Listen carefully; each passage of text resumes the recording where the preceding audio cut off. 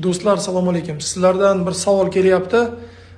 Koronaga to'lamasdan O'zbekistonga chiqib ketsa bo'ladimi yoki O'zbekistonda korona qarzi bor fuqarolar Rossiyaga kirishga haqqi bormi degan savollar ko'p tushyapti. Yana bir marta alohida video olyapman. Rossiyadan chiqib ketishga bu problema bo'lmaydi hozircha, chunki juda ham ko'p odam qarzlar olgan. Bular ulgurmayapti, hammaga sud orqali chiqib, sud qaroriga ega bo'lib, undan keyin ijrochilarga murojaat qilib zapretni yopinglar deb.